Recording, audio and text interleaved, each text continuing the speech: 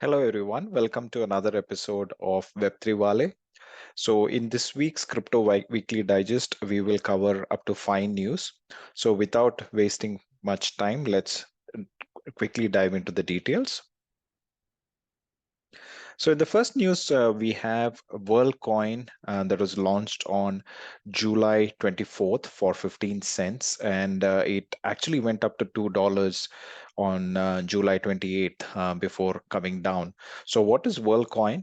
So there was an interesting episode with WorldCoin co-founder Alex Blania on the Empire podcast. So if you are not watching Empire podcast, I would suggest you start watching Empire podcast.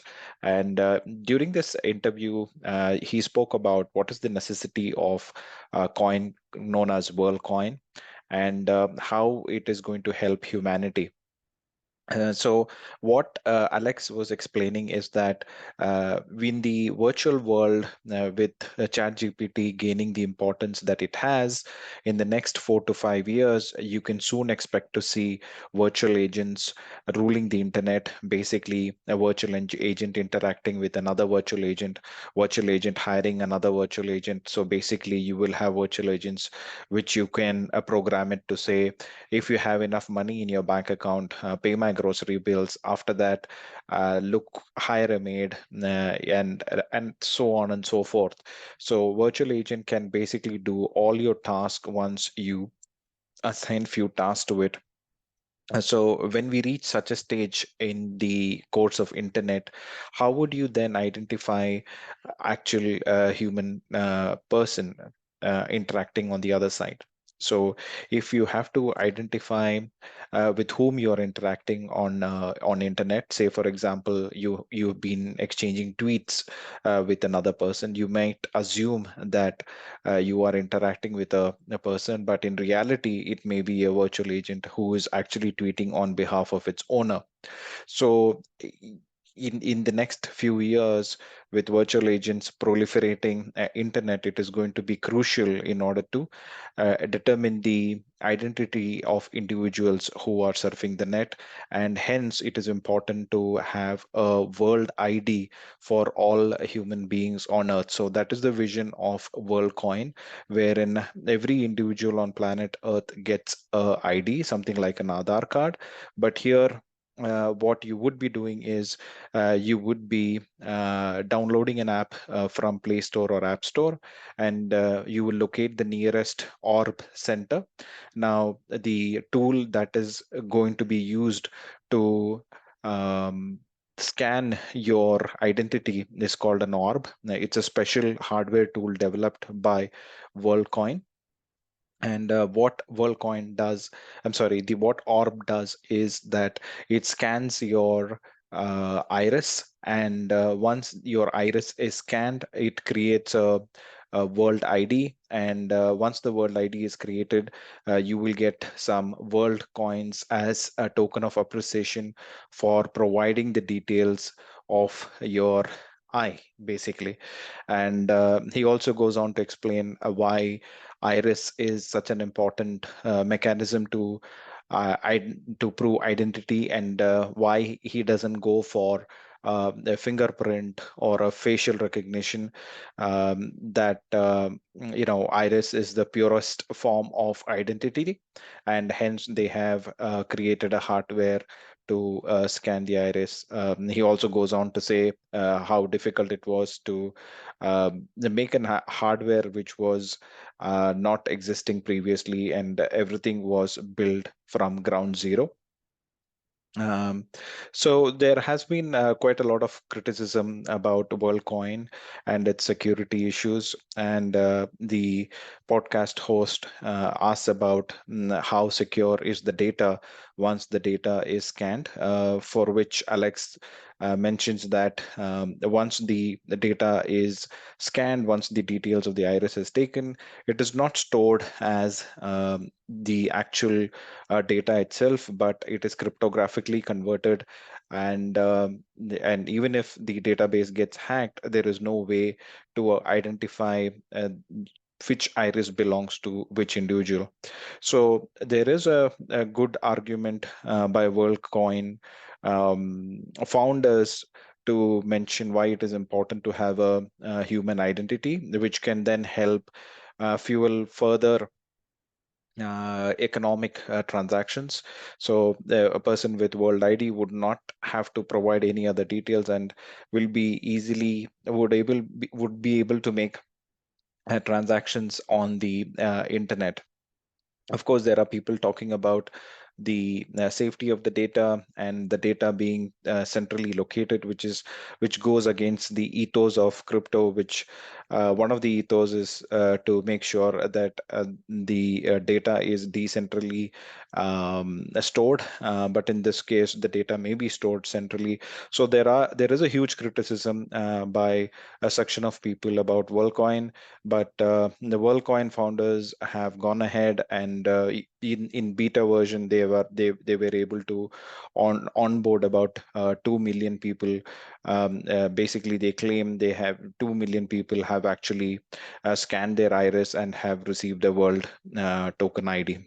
So that's about World Coin. And if you're interested to listen to the podcast, I will drop a link below. You can watch the podcast when you have time. Moving ahead, so it's time for another HOPM news. It's time for another BTC price target, and this time around, it's the price target is given by a fund house called Fundstrat, and Fundstrat basically claims that once BlackRock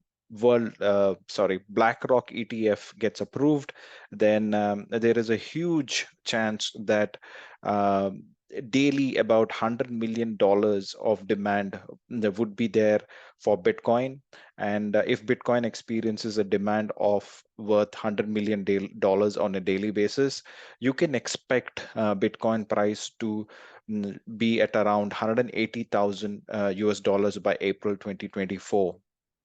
Now, that is a huge price prediction, but with a caveat that BlackRock's ETF application has to be approved by SEC. If BlackRock's ETF application gets approved by SEC, then Fundstrat claims that you can see Bitcoin's price shoot up to $180,000 by April 2024. Moving further ahead, this is the chart which shows the monthly returns of average monthly returns of Bitcoin from 2011 to 2022 and 2023. So if you look at it, 2023 has been reasonably good year. In Jan, Bitcoin outperformed returns from the previous 10 years. And even in March, Bitcoin returns had outperformed the average returns that we have seen in from 2011 to 2022. So it's been a good year so far. And 13 years ago, interestingly, Bitcoin was trading at 7 cents. Yes, that's right, ladies and gentlemen. Bitcoin was trading at 7 cents 13 years ago, and today we are having Bitcoin at a price of $29,300.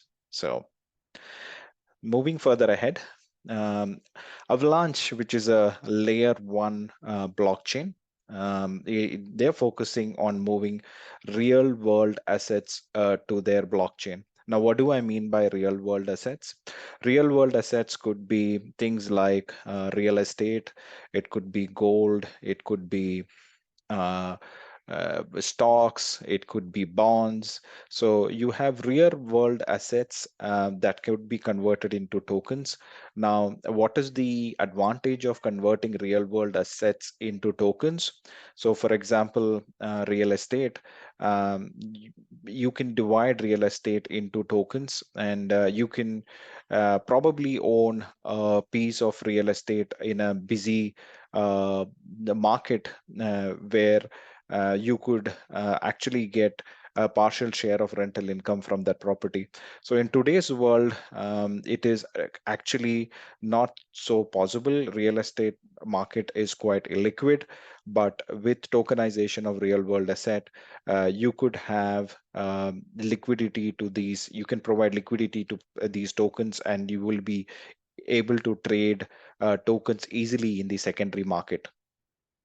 And you have other assets as well, real world assets, which you could bring it on chain.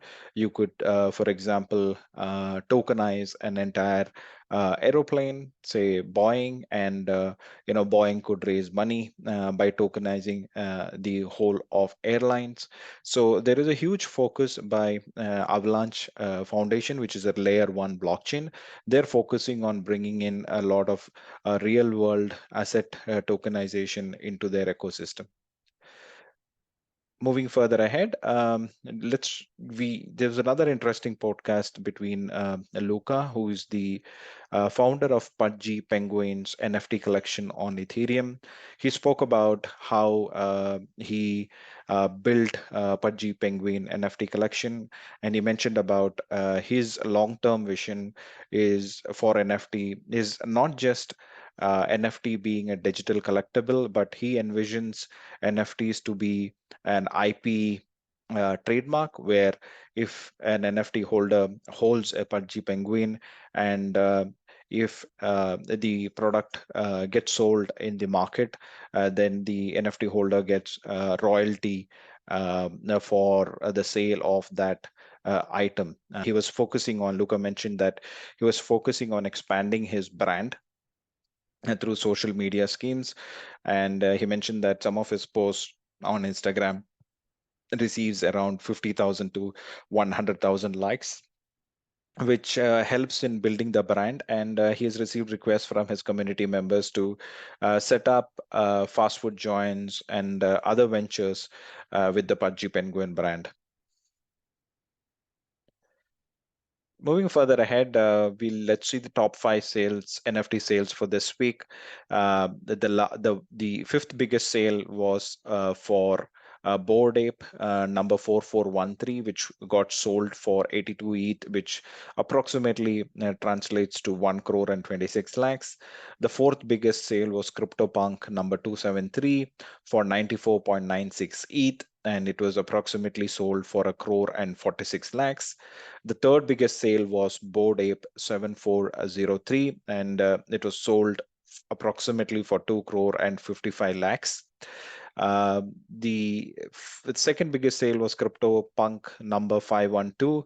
Again, it's a tie between CryptoPunk and Bored Ape. Both got sold for 165 ETH, which translate to 2 crore and 55 lakhs. And the biggest sale for last week was Bored Ape number 1734, which had a total sale price of 179.69 ETH. That approximately translates to 2 crore 78 lakhs and 16,000. So thank you for watching the Crypto Digest Weekly Digest today. Appreciate you all taking the time to watch the news for this week. And if you're interested in further NFT content, please do watch Should I Buy NFT series. I would be posting Solana NFT, Should I Buy Solana NFT series shortly this week. Once again, thank you for taking the time today, and appreciate you all watching the weekly episode.